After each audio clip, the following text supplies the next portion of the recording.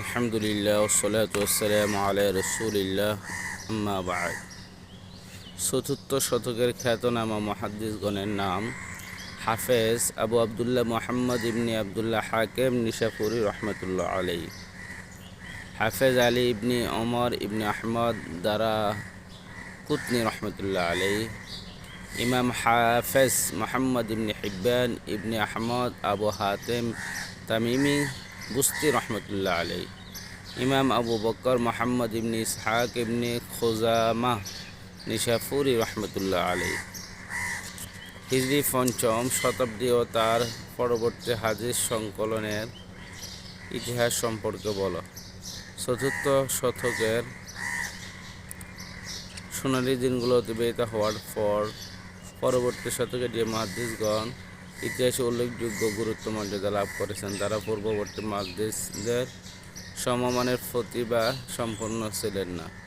বিশেষত পূর্বগামীদের প্রণীত হাদিস গ্রন্থের ন্যায় কোনো মৌলিক গ্রন্থ প্রণয়ন করা আর কারো পক্ষে সম্ভব হয়নি, কিন্তু হাদিস বিজ্ঞানে তাদের দক্ষতা, জ্ঞানের ব্যাপকতা ও গভীরতা এবং দৃষ্টি সূক্ষ্মতা ও প্রসারতা বিন্দুমাত্র নগণ্য ছিল না।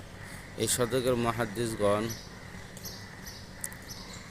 বিভিন্ন গ্রন্থাবলীর হাদিসসমূহ একত্র করে এবং হাদিসসমূহকে সুসংঘবদ্ধ সুসজ্জিত করে বিপুল সংখ্যক অভিনব গ্রন্থ সমাজ সমক্ষে উপস্থাপন করতে সক্ষম হন। মাওজু হাদিসের পরিচয় ও মাওজু বিষয়ক রচনার কারণ। হিজরির দ্বিতীয় শতকে হাদিস জালকরণের এক নতুন ফিতনা সৃষ্টি হয়। লোকেরা কিচ্ছা কাহিনী, মিথ্যা, অমূলক কিংবদন্তি হাদিস এর রূপে বর্ণনা পরস্পর সূত্র সহকারে প্রচার করতে শুরু করে। বিপদগামী শিয়ারা আলী রাদিয়াল্লাহু তাআলা এর ইমামত ও আহলে বায়াতের পবিত্রতা রক্ষার জন্য সাহাবীগণের আদালত বিনষ্ট করতে ও তাদের মর্যাদা হানিকরণ কথা বলতে, এমনকি তাদের প্রতি মিথ্যা অপবাদ দিতেও সামান্য পরিমাণ দ্বিধা সংকোচ করত না। শিয়ারা সর্বপ্রথম জাল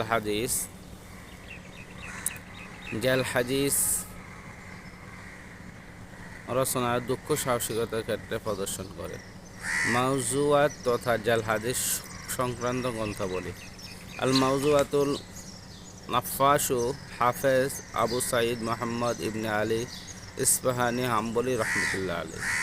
আল আবাতিল ইমাম